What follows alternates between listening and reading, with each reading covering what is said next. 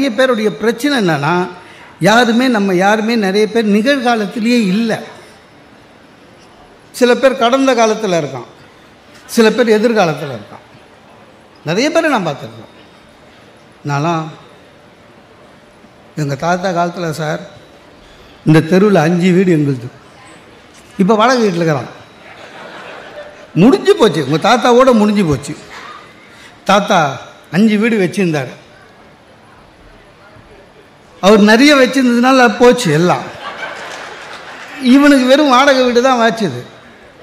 சில பேர் இருக்கான் சார், எதிர்காலத்தில் இருப்பான். இன்றைக்கி இப்படி இருக்கேன்னு நினச்சிடாதீங்க சார், இன்னொரு 2 வருஷம் நம்ம லெவல்லே வேறு. இதையே 6-7 வருஷமாக சொல்லுங்கிறான் சார். ஆக நிகழ்காலத்தில் வாழணும், சிந்தனை செய்யணும். இப்போ எல்லாருமே நம்ம கூட ட்ராவல் பண்ணுவோன்னு இப்போ நாங்கள் பேசுகிறோம் சார், நீங்கள் எல்லாருமே கவனிக்கிறீங்கன்னு அர்த்தமா? அப்படிலாம் இல்லை, இருக்கீங்க. நிறைய பேர் டைம் பார்ப்பீங்க. சட்னி அரைச்சிருப்பான், இப்போ கிளம்புனா சரியாக இருக்கும், இல்லை சப்பாத்தி ரெடியாக இருக்கும். இருக்கீங்க, அவ்வளோதான். எனக்கு அதெல்லாம் தெரியும். ஒரு ஒரு பெரிய புக்கோட சில்வர் ஜூப்ளி காமராஜ் பவனில் பேசினேன். 1 hour பேசினேன். நான் சென்னைக்குள்ளே இருந்தால் 2 வீலரில் போவேன். காமராஜ் பவனில் பேசிவிட்டு 2 வீலர் எடுக்க வந்தேன். அந்த காமராஜ் பவனில் என்ன பண்ணிட்டாங்க, அந்த புத்தக ஆளுங்க பெரிய கிஃப்ட் ஒன்று கொடுத்துட்டாங்க. இது 5 லிட்டர் குக்கரு. அது எந்த இது ஆக்டிவ், அதை நான் முன்னால் வச்சேன். வச்சுட்டு ஒருத்தர் சார் சார் சார்னு ஓடி வர்றாரு. இந்த சில பேர் நம்ம புறப்படும்போது கிட்ட வந்து நல்லா பேசுனீங்க சார் எதோ சொல்லுவாங்க, அந்த மாதிரி தான் வராருன்னு நினச்சேன். கிட்ட வந்து ஏஜென்ட்டுக்கெல்லாம் கிஃப்ட்டு தராங்களா அப்படின்னாரு. அதாவது அவர் என்ன அந்த பத்திரிக்கையோட ஏஜென்ட்டுன்னு நினச்சிக்கினார். 1 hour பேசியிருக்கேன் உள்ள.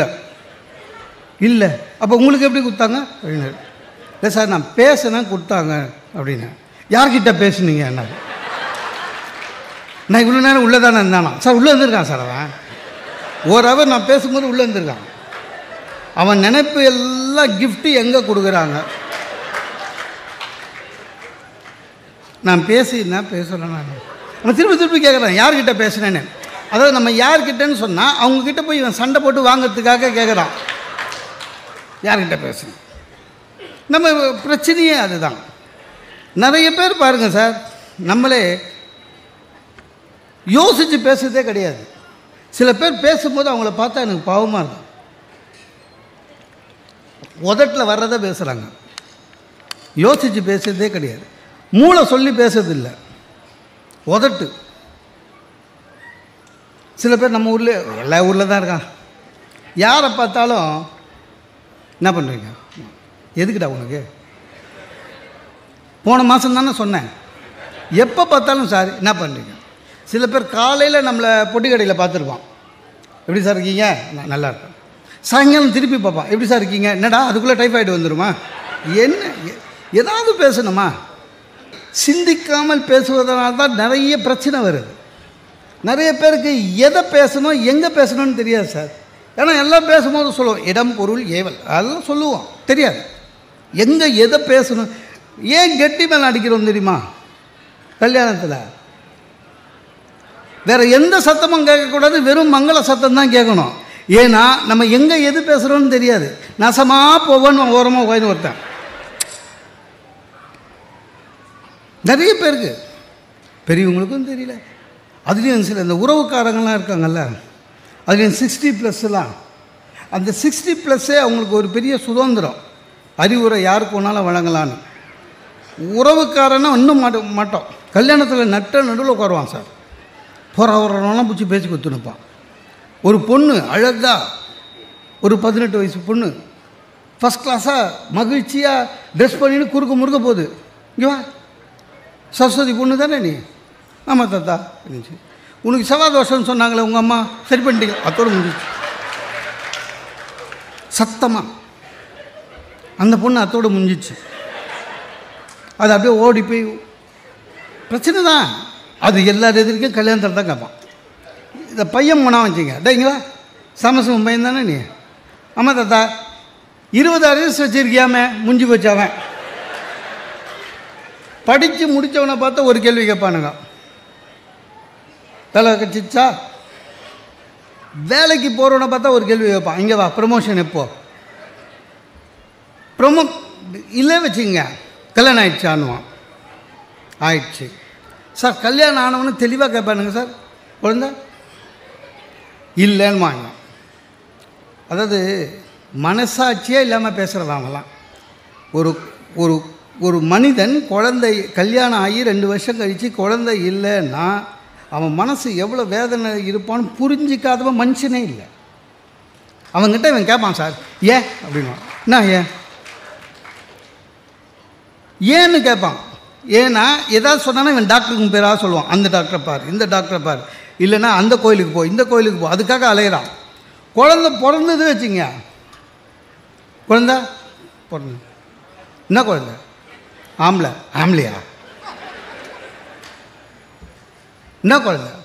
பொம்பளையா? வேற என்னடா பிறக்கும்?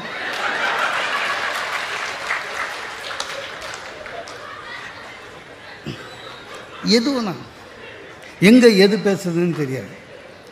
பேசுவதற்கு முன்னால் ஒரே ஒரு வினாடி சிந்தியுங்கள். உங்கள் பேச்சு நலமாக இருக்கும், உங்கள் பேச்சை கேட்பவர்கள் நலமாக இருப்பாங்க, இல்லைன்னா உங்கள் மேலே கோபப்படுவாங்க.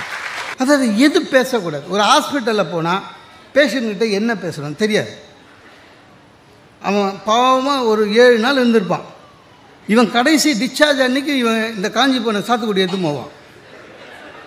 இந்த ஆஸ்பத்திரியில் சேர்ந்த இங்கே கிட்னி திருடுவானுங்களே அப்படின்ட்டான். அவன் வயிறெல்லாம் தொட்டு பார்க்குறான். அதாவது என்ன பேசுகிறோம்?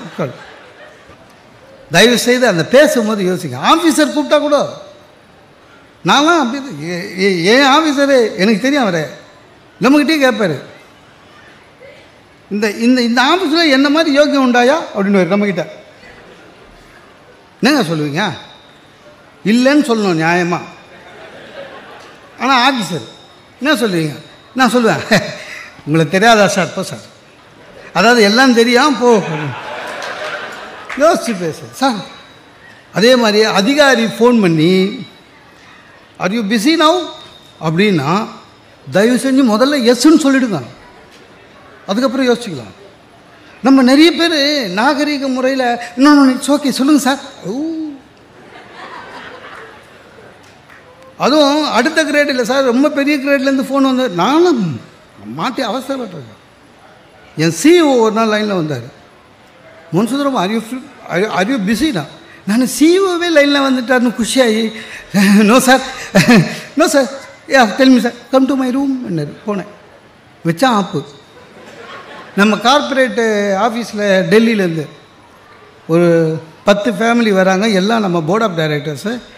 அவங்க ராமேஸ்வரம் போகணுமா, ஆஃபீஸில் விசாரிச்சிருக்கேன். நம்மளுக்கு பிடிக்காதவன் நிறைய பேர் போனால் அவன் சொல்லிக்கிறான் கோயில் குளம்னா மோகன சுந்தரம் தான்.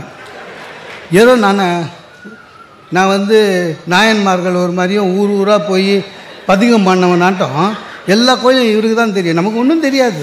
நம்ம பேசுறதுக்கு போகிறது தான், எல்லா ஸ்டேஷனும் தெரியும்னு என்னை மாட்டி விட்டானுங்க. அன்றைக்கி ரொம்ப அவசரம் சார். ஒன்றும் இல்லை சார், பிஸி இல்லைன்னு சொன்ன ஒரு வார்த்தை 20 பேரை என் தலையில் கட்டிட்டான்.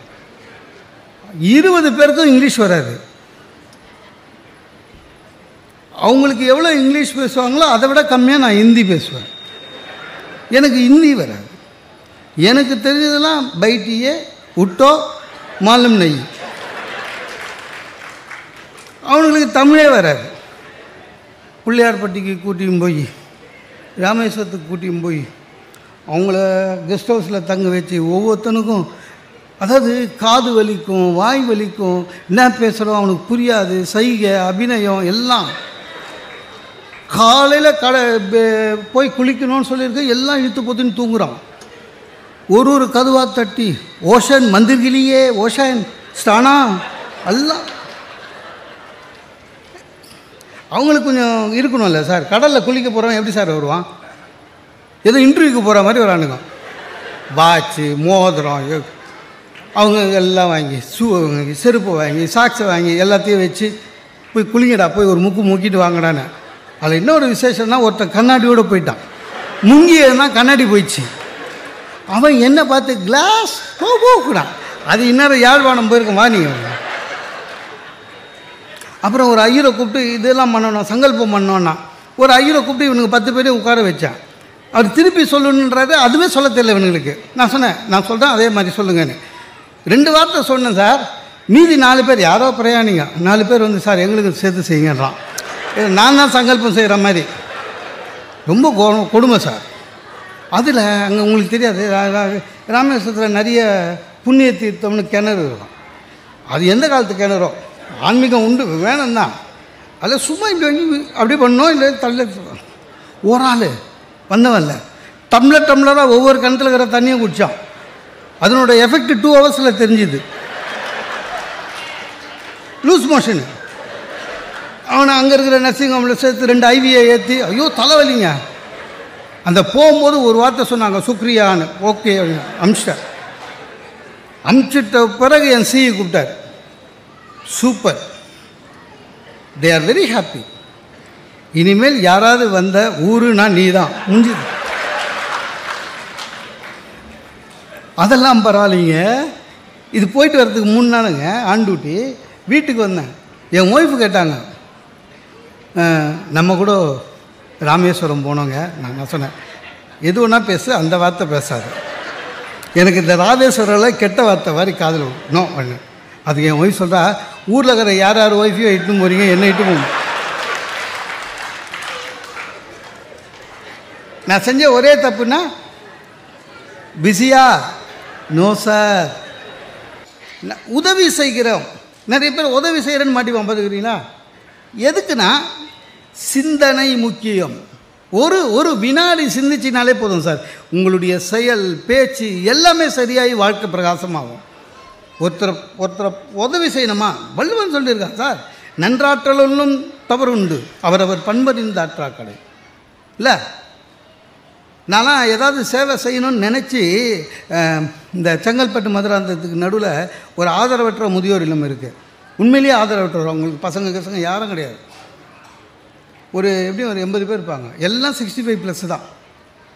அந்த நம்மளால் முடிஞ்சது மாதம் கேஷ் கொடுக்க முடியாது. அதனால் நான் என்ன பண்ணுவேன், எப்போவுமே இந்த சனி ஞாயிறெல்லாம் நமக்கு கூட்டம் இருக்கும். கூட்டம் இல்லாத சனி ஞாயிறு இருந்ததுன்னா நானே என் சொந்த செலவில் கார் பெட்ரோல் போட்டுன்னு அங்கே போய் அந்த பெரியவங்களெல்லாம் உட்கார வச்சு ஒரு 1 ஹவர் பேசுவேன். சிரிப்பாங்க. என்னால் முடிஞ்ச சேவை அவ்வளோதான்.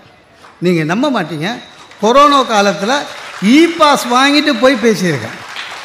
என்னால் முடிஞ்ச சேவை அவ்வளோதான். நல்லா தான் போயிட்டு இருந்தது. அங்கே ஒன்றும் கிடைக்காது. அவங்களாம் ஆசீர்வாதம் பண்ணுவாங்க, வாங்கிட்டு வந்துடணும். பேமெண்ட் கிடையாது, ஒன்றும் இல்லை, சேவை. ஒரு 4 மாதம் முன்னாடி போனேன், பேசினேன். ஒரு பெரியவர் கூப்பிட்டார். போனேன், தலையில் கை வச்சார். நல்லாரு நல்லா. அவர், நீ வர அன்றைக்கி ரொம்ப நாங்கள் சந்தோஷமாக இருக்கோம். நீ போயிடுவல்ல, போயிட்ட பிறகு நீ என்ன சொன்னியோ அதெல்லாம் நாங்கள் சொல்லி சிரிச்சுப்போம், ரொம்ப சந்தோஷம் அப்படின்னாரு. ரொம்ப நன்றிங்க ஐயான்னு. அடுத்தது சொன்னார், ஆனால் உங்கள்கிட்ட ஒரு கெட்ட பழக்கம் அப்படின்னாரு. என்னங்க ஐயான்னு. இல்லை, நீ உன் இஷ்டப்பட்டு வர, இஷ்டப்பட்ட நாள் வர, நீ பேசாமல் எங்களுடைய தங்கிடு. சார், ஆதரவற்ற முதியோர் இல்லம் சார், நீ எங்களோட தங்கிடு. அந்த காப்பாளர்கிட்ட போனேன். மாதம் என்னால் முடிஞ்ச பணம் கொடுத்துட்றேன். இனிமேல் இந்த பக்கம் வரமாட்டேன். இவனுங்க கண்டிப்பாக எனக்கு அட்மிஷன் போட்டுருவாங்க போல. நல்லது செஞ்சால் கூட பிரச்சனை வர சார். நான் இன்னொரு இதில் ரொம்ப பெருசாக மாட்டியிருக்கேன். இந்த ஸ்கூட்டரில் மெட்ராஸில் எத்ராஜ் காலேஜ் தெரியும்ல, அது மவுண்ட் ரோட்லேருந்து லெஃப்ட் எடுத்து எத்ராஜ் வழியாக போகிறேன். எக்மோர் போகணும். அப்போ பார்த்தா ஒரு பொண்ணு, காலேஜ் கேர்ள், என் கண் எதிர்க்க ஒருத்தன் பைக்கில் அந்த ஹேண்ட்பேக்கை பிடின்னு போகிறான். பைக்கில் போயிட்டான். அப்புறம் அங்கிள் என்னம்மா பேக்கை பிடின்னு போயிட்டான் அங்கிள். ரொம்ப பாவமாக இருந்தது. Second year படிக்குதான்.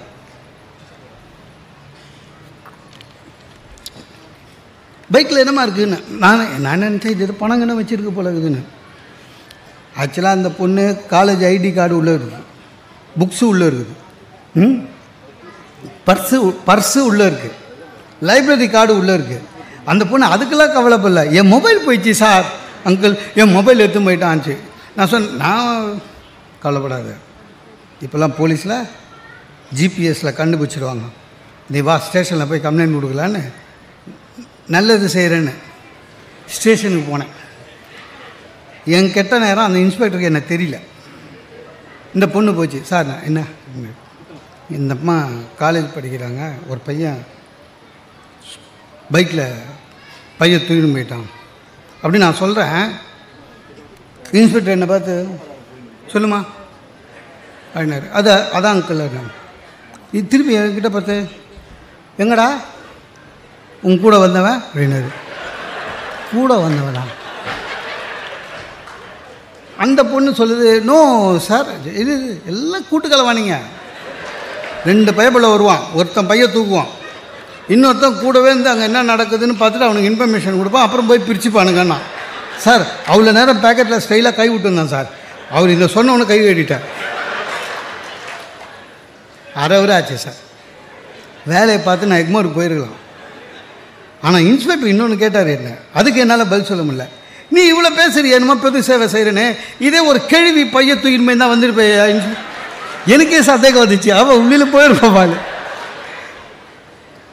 கட்சியில் அந்த பொண்ணு ரெக்கமெண்டேஷனில் வெளில வந்தேன். ஒரு கிரகப்பிரவேசம் போனால் என்ன பேசணும் சார்? அவன் வீடு கட்டுறதுக்கு எவ்வளோ அலையிறான்னு கட்டுறவனுக்கு தான் தெரியும். கிரகப்பிரவேசம் போனோமா, கண்டிப்பாக ஒரு ஸ்வீட்டு, பொங்கல், வடை, இட்லி, காப்பி, குடி, முடிஞ்சால் கவர் கொடு, இல்லை உடு, வாழ்க வளமுடன் வந்துரு, அவ்வளோதான் பண்ணணும். அது தயவுசெய்து இனிமேல் நீங்களாம் அதான் பண்ணணும். ஏன்னா சும்மா போய் கேள்வி கேட்கக்கூடாது. அவன் கடனை வாங்கின்னு வந்து இஎம்ஐ கட்டணுன்னு வந்து உட்காந்துக்கிறான். வந்துக்கப்பா சார் எவ்வளோ ஆச்சு, என்ன நீ கொடுக்க போறியா, என்ன எதுக்கு அந்த கேள்வி, எவ்வளோ ஆச்சு? அவன் வந்து இவங்கிட்ட சொல்லாமா வானாமா யோசிப்பான்.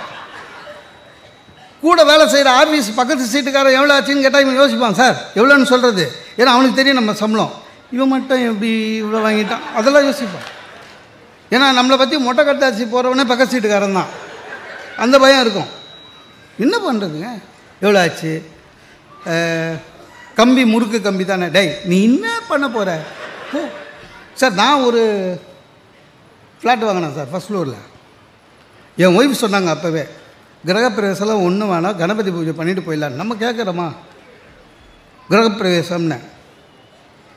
ஃபஸ்ட்டு கெஸ்ட்டு வந்தது எங்கள் மாமா, தாய் மாமா வந்தார். அதான் அந்த உறவு எதை பேச அதெல்லாம் ஒன்றும் கிடையாது. வந்தார், எவ்வளோ ஆச்சு வந்தார். மாமா வேறு வழியில் சொன்னேன். அப்புறம் அது ஒரு டபுள் பெட்ரூமுங்க. இவர் இப்போ பசங்க வளர்ந்ததுன்னா இந்த சவுறு இடிச்சு பெருசாக்கலாமா என்னார்? ஏன் அந்த சவுறு அந்த ஃப்ளாட்டுக்காரர் இருந்துன்னு, அப்போ இது அந்த ஃப்ளாட்டுக்காரர். அப்போ அது செகண்ட் ஃப்ளோருக்காரனுக்கு அதான் கிரவுண்டு அப்படின்னு, இது கிரவுண்ட் ஃப்ளோருக்காரனுக்கு அதான் சீலிங் அப்படின்னு. சார் அவர் ஒரு கேள்வி ஒன்று கேட்டார் சார், ஏண்டா 65 லட்ச ரூபா கொடுத்துட்டு இந்த சவுறு உண்டு இல்லைன்ற, அந்த சவுறு உண்டு இல்லைன்ற, 65 லட்ச ரூபாய்க்கு உண்டு என்னது தாண்டா வாங்கினேன்னாரு. சார் ஒரு நிமிஷம் நாளே பயந்துட்டேன் சார், ஒருவேளை ஏமாந்துட்ட போல. ஒரே செகண்டில் அவ்வளோ விட்டாதாக்கிட்டார். இத்தனைக்கும் அவர் படிக்காதவருங்க, ஸ்கூல் போகாதவர். ஒரு கேள்வி கேட்டார் பாருங்க, ஆமாம் இந்த ஃப்ளாட்டு வாங்கினீங்க, லேண்டில் எவ்வளோ வரும்னு தெரியல, ஏன்னா திடீர்னு பூகம்பம் 8.5 ரிக்டர் வந்தால் என்ன பண்ணுவேன்னு இருக்கும். எனக்கு என்ன ஆச்சரியன்னா, அப்புறம் அவசகுணமாக பேசுறது கூட ஆச்சரியம் இல்லை. அதாவது என்னை காலி பண்ணுறதுக்குன்னே படித்தவங்ககிட்ட கேட்டு வந்திருக்காரு. ஏன் சார் இந்த ரிக்டர்னு பேசுகிறதெல்லாம் படித்தவனுக்கு பேசுகிறது, ரொம்ப பொது அறிவு இருக்கிறவன் பேசுறது. இல்லைன்னா மழையை வந்து சென்டிமீட்டராக கணக்கு போடுவோம், இல்லை பூகம்பத்தை ரிக்டராக கணக்கு போடுவோம். இவர் யார்கிட்டே கேட்டு வந்திருக்காரு என்னை காலி பண்ணுறதுக்குன்னு. அப்படியும் ஒன்றும் இல்லை, அப்படியும் வந்தார். சார் என்னோடய ஃப்ளாட்டு கட்டின இன்ஜினியர் கும்பிடணும் சார். சாதாரணமாக லிஃப்ட்டை விட்டு இறங்குனா ஒரே சமமாக தான் தரம் இருக்கும். ஆனால் எங்கள் இன்ஜினியரு ஒரு நல்லது சும்மா கலையாக பண்ணணுன்னு ஒவ்வொரு ஃப்ளாட்டுக்கும் ஒரு வாசப்படி மாதிரி வச்சார், குட்டி வாசப்படி 1 2. இங்கே வந்து நின்ட்டார், டேய் இந்த ஃப்ளாட்டு வாஸ்துவில் கட்டினதா அப்படின்னாரு. ஆமாண்ண. இல்லையே இவர், ஏமாம்மாண்ண. இல்லை இல்லை சீன வாஸ்துபடி இது தப்புன்னாரு. நான் சொன்னேன், நான் என்ன பீச்சிங்லையா கட்டி இருக்கிறேன்? அதை விட சொன்னார், அதுக்கு இல்லைடா, எப்போவுமே படிக்கட்டுன்றது லாபம் நஷ்டம் லாபம், அப்படி தான் இருக்கணும். வாஸ்துப்படி உன் வீடு வந்து லாபம் நஷ்டம்னு இருக்குது. அதனால் எல்லாம் கிரகப்பிரவேச அன்றைக்கி பேசுகிறான். என் ஒய்ஃபு பயந்து சொல்கிறா, எங்கள் படிக்கட்டு இன்றைக்கே இடிச்சிடலாமான்னு. எது கிரகப்பிரவேசம் இன்றைக்கே இடிச்சிடலாமான்னா நான் சொன்னேன், இடிக்காதேன்னு. நம்ப மாட்டேங்க சார். அதனால் சொல்லிட்டு போயிட்டார். அது பொய்யோ கையோ. ஆனால் லிஃப்ட்டை விட்டு என் ஃப்ளோரில் இறங்கினோடனே எங்கள் மாமா தான் ஞாபகம் வருவார். லாபம் நஷ்டம் இடிக்கவும் இல்லை, மனசு வர மாட்டேது இடிக்கிறதுக்கு. இப்போ ஒன்றும் இல்லைங்க, நான் போய் படிக்கட்டுக்கிட்டே நிற்பேன், மாமா ஞாபகத்துக்கு வருவார். எதுக்கு பிரச்சனை? ஒரே தவு கங்காரு மாதிரி எக்ஸசைஸுக்கு எக்ஸசைஸாக ஆச்சு இல்லையா? சரியாக போச்சு. அதே மாதிரி வாக்குறுதி கொடுக்குறீங்களா, ஜாகிரதையாக கொடுக்கணும். அது யாராக இருந்தாலும் சார். ஒருத்தருக்கு ப்ராமிஸ் பண்ணும்போது யோசிங்க. உடனே உணர்ச்சி வசப்பட்டு நான் இருக்கேன் காப்பாற்றுறேன் அப்படின்னா ஒரு 500 ரூபா கொடுக்கணும். உணர்ச்சி வசப்பட்டு வீட்லேயே என் பையன் சின்ன பையனாக இருக்கும்போதெல்லாம் ஒரு 7 வயசு வீட்டுக்கு வந்தோன்னா ஒய்ஃபு ரொம்ப டென்ஷனாக இருப்பாங்க. என்னென்ன சமையல் பண்ணணும், இது பண்ணணும், அது பண்ணணும், குழந்தைய பார்த்துக்கணும். ஒரு ஆள் எவ்வளோ வேலையை பார்த்துக்குது. நானும் யோசித்தேன் ஒரு நாள், சிச்சி பாவம், சமையல் பண்ணணும், துணி துவைக்கணும், எல்லாம் பண்ணுறாங்க, குழந்தையும் பார்த்துக்கிறாங்கன்னு. ஆனால் சிந்திக்காமல் என்ன பண்ண, ஒரு வாக்குறுதி கொடுத்தேன். என்னென்னு, நான் 5 மணிக்கு ஆஃபீஸ்லேருந்து வரேன்ல, குழந்தைய அதுக்கப்புறம் நான் பார்த்துக்கிறேன்னு.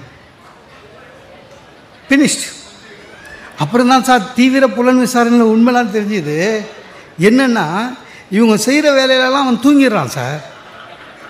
அவன் தூங்கி 5 மணிக்கு ஃப்ரெஷ்ஷாக வாழ்தனம் காமிக்கிறதுக்கு ரெடி ஆகலாம் பாரு, அப்போ தான் நம்மக்கிட்ட வரான். இவங்க 5 மணிக்கு டிவி கிட்டே போயிடுறாங்க. அவனை தூங்க வச்சிருது மத்தியானம் நல்லா ஃப்ரெஷ்ஷாக. அவன் நல்லா தூங்கிட்டு பிரிஸ்காக இருக்கான் வாழ்தனம் பண்ணுறதுக்கு. சோஃபா மேலே ஏறுவான், எஸ்கிமோ மாதிரி நடப்பான், அந்த மார்க்கர் எடுத்து செவரு ஃபுல்லாக கிறுக்குவான். அது இல்லாமல் இன்னொரு பிரச்சனை, தூக்கி வச்சுக்கணும் அவனை. நம்ம குழந்தை தான், ஆனால் ஒரு 8 கிலோ தூக்க முடியல, தூக்கி வச்சுக்கணும். அதில் இன்னொரு பிரச்சனைனா தூக்கி வச்சுன்னு வீட்டிலே இருக்கணும். நான் அப்படி தூக்கி வச்சுன்னு எதிர்க்கு போய் அந்த ஆண்டி வர்றா டாட்டா சொல்லு ஆண்டிக்கு. ஒரு ரிலேஷன்ஷிப்புக்கு நம்ம லெவலில் ஒரு பிஆர் பண்ணுவேன். ஆண்டி பேர் ஆண்டிக்கு டாட்டா சொல்லு, ஆண்டிக்கு டாட்டா சொல்லு. ஒன்றும் இல்லை, ஒன்று அழுவான். ஏன்டானா அவனுக்கு வந்துல இடுப்பு என் இடுப்பில் இருக்கணுங்க. ஆனால் அவங்க அம்மா கிட்டே நின்றுங்கன்னா அவங்க அம்மா மூஞ்சியே பார்க்கணும். அவனுக்கு அது அம்மா பிடிக்குது.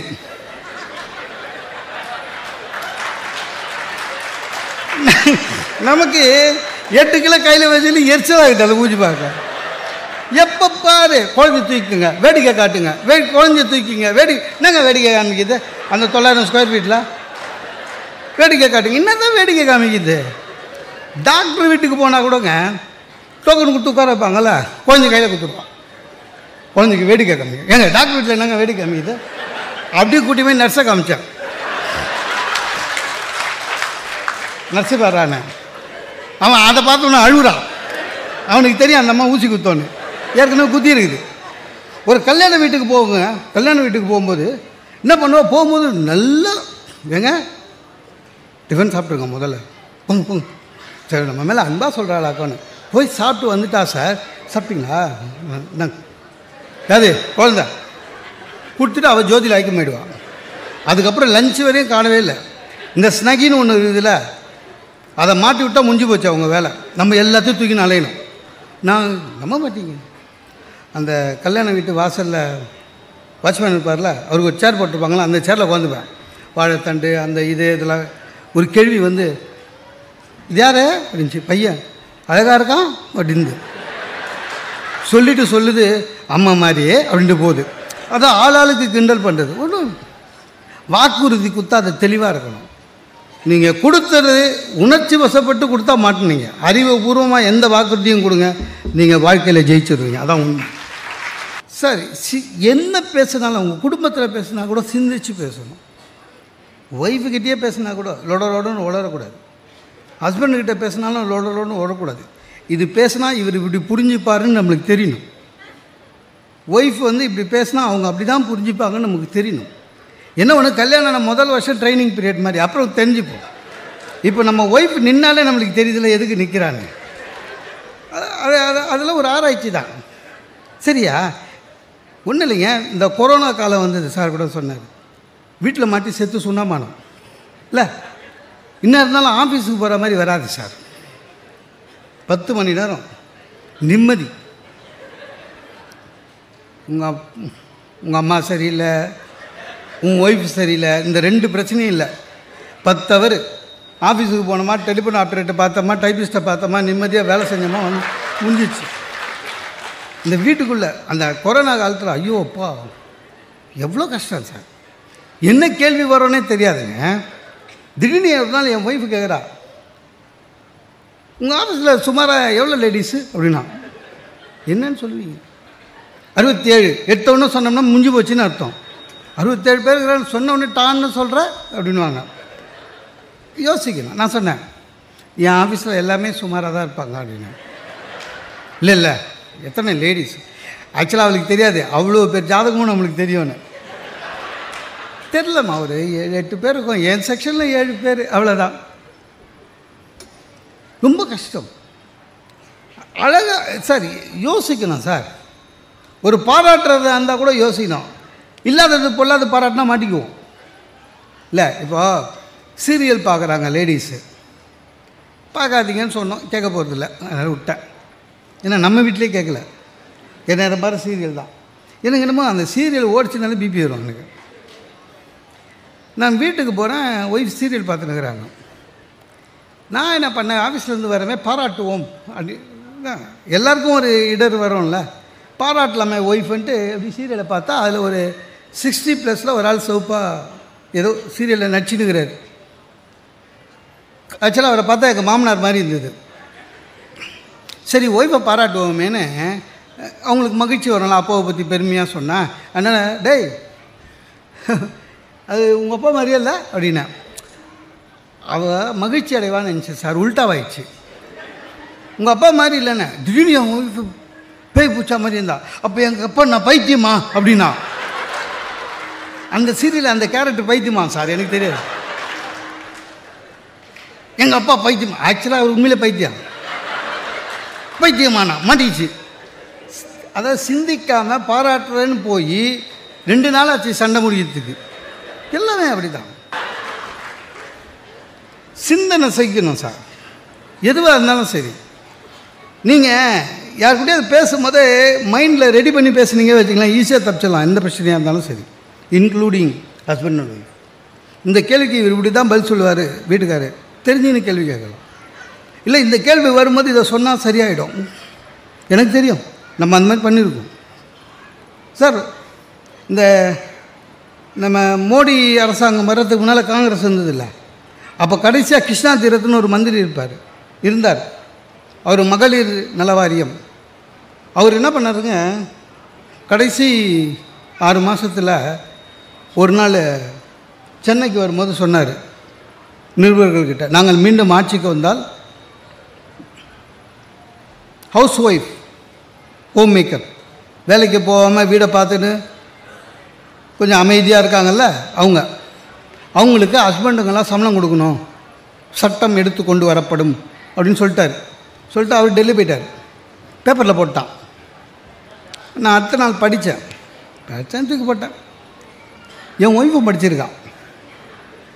ஒய்ஃபும் படிச்சுட்டு நான் ஷூ போடுற நேரத்தில் எங்கள் பேப்பர் படிச்சிங்க, நான் படித்தேன். இந்த மாதிரி ஹவுஸ் ஒய்ஃபாக இருக்காங்கல்ல, அவங்களுக்கெல்லாம் ஹஸ்பண்ட் சம்பளம் தரணுமாமே. பிரச்சனை ஆரம்பம். யோசித்தேன், நீ சொல்லுமா? சரி என்ன நான் சொன்னேன், அதெல்லாம் சொல்லுவாங்க, சட்டம்லாம் வராது. வந்ததுன்னா அவன் சொன்னாங்க, கொடுக்காத ஹஸ்பண்டை அரெஸ்ட் பண்ணுவாங்களாமேன்னு. சார் அந்த நியூஸ் நானும் படித்தா அந்த வரியே இல்லை. இவளே சொல்கிறா அந்த வரியே இல்லை, நான் தான் படித்தேனே. கொடுக்காத ஹஸ்பண்ட் அரெஸ்ட் பண்ணுவாங்களாமேனா. அப்புறம் பார்த்தா இது சரியாக வராது, இதுக்கு ஒரு ஃபுல் ஸ்டாப் வைக்கணும். அதான் சிந்தனை, நம்மளால் முடிஞ்ச அளவுக்கு. சார் நம்ம என்ன 7 அண்டங்கள் எப்படி இருக்கிறது, இன்னும் 20 வருடத்தில் எப்படி உலகம் மாற்ற போகிறது, நாகரிகத்தின் மாற்றம் என்ன, பண்பாட்டின் மாற்றம் என்ன, இதெல்லாம் எதுக்கு சார்? குடும்பத்தை ஒழுங்காக நடத்துவோம். நம்ம குடும்பம் ஒழுங்காக இருந்தாலே அதுவே போதும். உலக கவலை அப்புறம். நான் என்ன பண்ணேன், சரி இது இப்படியே சரி வராது, சொல்லுமா? இல்லைங்க சட்டம்னு வந்தால், நான் சொன்னேன் சட்டம்னு வந்தால் கொடுத்தணும், அதுக்கு இல்லைங்க, சம்பளம்னு கொடுத்தீங்கன்னா பிஎஃப்லாம் பிடிப்பீங்களா அப்படின்னா. எனக்கு என்ன பயம்னா, பட்டிமன்றம் பேசிட்டு லேட்டாக போனால் சாம்பார்லாம் சூடு வச்சு போடுறா, அதுக்கெல்லாம் ஓவர் டைம் எழுதுவாளோன்னு பயமாக இருந்தது. அப்புறம் சொன்னேன் எல்லாம் உண்டு, லீவுங்க எல்லாம் போனஸே உண்டு. ஆனால் ஒன்று, சம்பளம்னு வாங்கிட்டீங்கன்னா நீ ஸ்டாஃபு இல்லை, இதுவரையும் நீ சமைக்கிறத நான் தர்மத்துக்கு சாப்பிட்டுக்கிறேன். சம்பளம் கொடுத்த பிறகு சமையல் நல்லா இல்லைன்னா சஸ்பெண்ட் பண்ணுவேன், என்கொயரி வச்சு டிஸ்மிஸ் பண்ணி புது அப்பாயின்மெண்ட் போட்டுருவேன், பரவாயில்லையான்னு.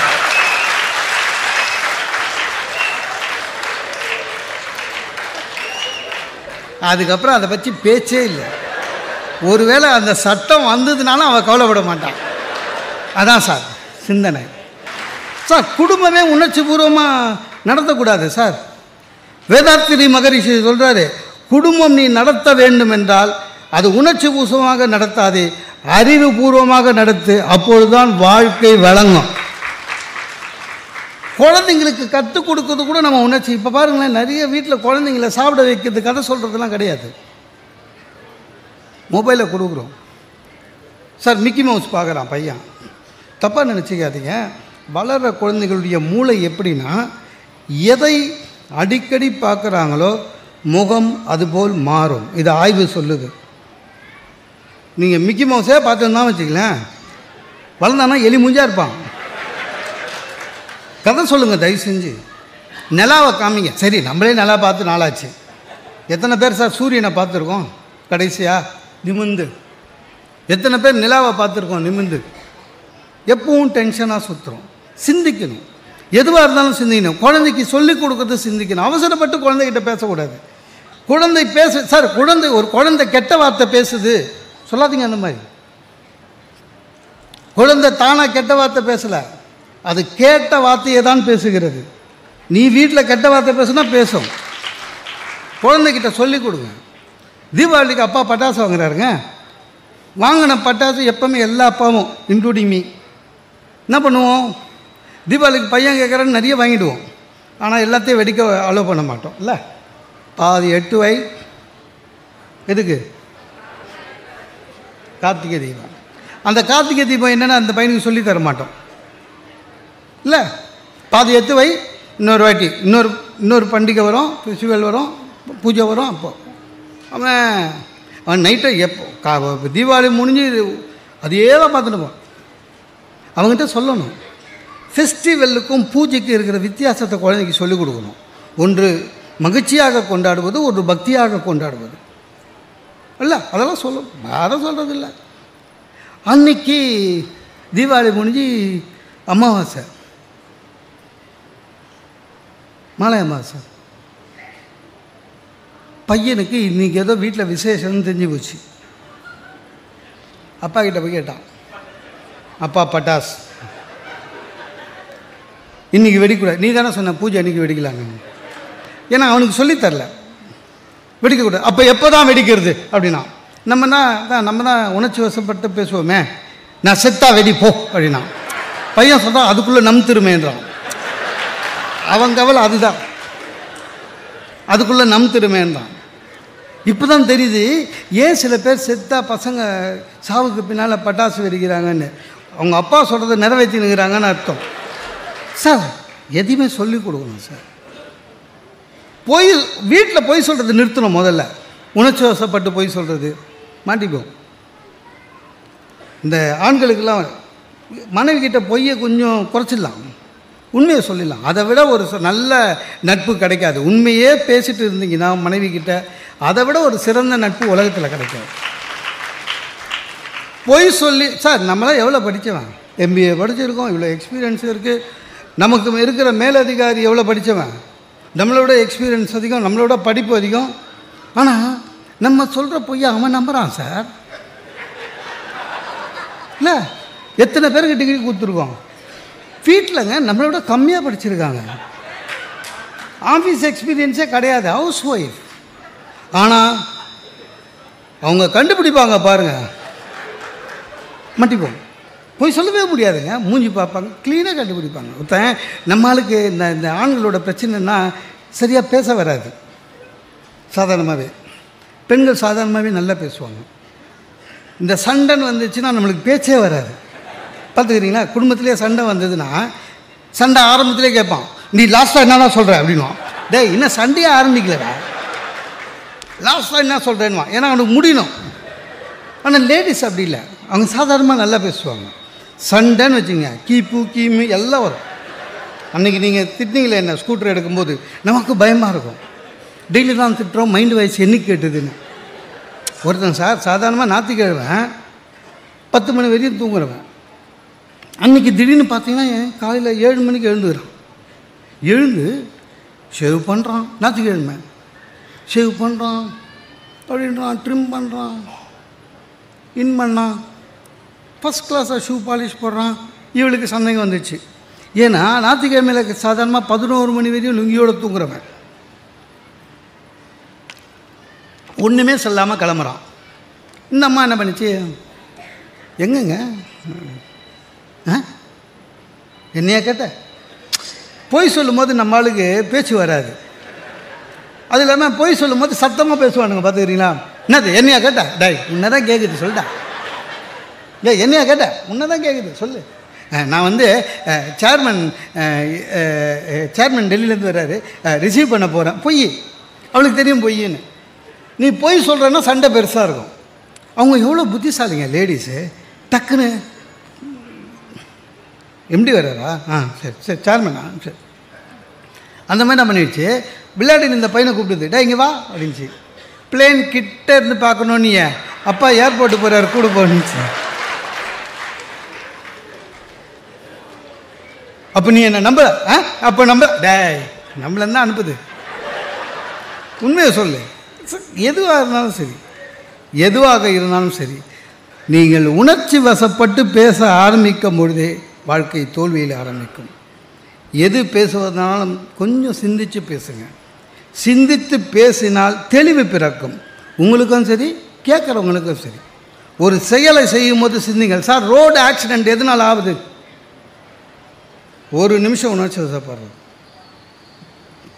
ரோடு ஆக்சிடெண்ட் எதனால் ஆகுது? ஒரு நிமிஷம் உணர்ச்சி வசப்படுறது. ஒரு நிமிஷம் சிந்திங்க. எனக்கு ரொம்ப கவலையாக இருக்குது சார். ரயில்வேன்றது அது அவனோட சொத்து சார், போனால் போதுன்னு நம்மளை பர்மிஷன் பண்ணுறான், கிராஸ் பண்ணிக்கோன்னு. இல்லை உண்மையிலேயே it is the property belongs to the railway. அவன் விலை கொடுத்து வாங்கியிருக்கான். மக்களோட நன்மைக்காக போனால் போதுன்னு நம்மளை விட்றான். நீங்கள் பாருங்கள், சிக்னல் இல்லாத ரயில்வேவை பாருங்கள் தயவு செஞ்சு. அந்த இவ்வளோ பெருசு இரும்புங்க போட்டிருப்பாங்கல்ல, கை தூக்கி விடுமே, அந்த இரும்பு பாருங்கள் வளைஞ்சிருக்கும். ஏன் நம்ம ஆளுங்க நுழைஞ்சே வளைஞ்சிருச்சு. அத்த இரும்பு எத்தனை பேர் போயிருப்போம், எத்தனை ஆக்சிடெண்ட், செல்ஃபோன் பேசினே போய் எத்தனை ஆக்சிடெண்ட். அது எல்லாமே பார்த்திங்கன்னா எது பேஸ்? அடிப்படை உணர்ச்சி வசப்படுவது, சிந்திக்காமல் இருப்பது. நாட்டில் இவ்வளோ தற்கொலை, உணர்ச்சி வசப்படுவது, சிந்திக்காமல் செயல்படுவது. ஒரு நிமிஷம் சிந்திச்சு பாருங்கள், உண்மை விளையும். ஒன்றும் கஷ்டம்தான், வேறு வழி கிடையாது. இல்லை சிந்திச்சோம்னா யார் வீட்டு முன்னாலேயோ நம்ம பைக்கை விடுவோமா சார்? இல்லை, யார் வீட்டு முன்னாடியோ அவன் பயந்து போய் போர்டு வச்சுக்கிறான், கேட்டின் முன் வண்டியை நிறுத்தாதீர்கள். அதை விட சிரிப்பு, அவன் வைக்கலைனாலும் சென்னை சில்க்கு, போத்தி சில்க்கு, சரவணா, ஜிஆர்டி அவன் போர்டு வைக்கிறான்.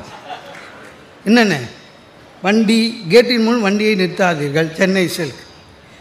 அன்றைக்கி என் வீட்டில் அது மாதிரி நிறைய வச்சுங்க. என் பேரை எடுத்துட்டானுங்க, இவனோ அவன் பேர் வச்சுட்டு போயிட்டான். இல்லை உண்மை. ஆக எல்லா செயல்களையும் உணர்ச்சி வசப்பட்டு செய்கிறோம், அதனால் வாழ்வில் கஷ்டப்படுகிறோம். எது செய்வதானாலும் சரி, எதை நீங்கள் பேசுவதானாலும் சரி, ஒரு வினாடி சிந்தியுங்கள். சிந்தனை செய்கின்ற மனவு வாழ்க்கையில் மேன்மை அடையும் என்று கூறி வாய்ப்புக்கு நன்றி பாராட்டி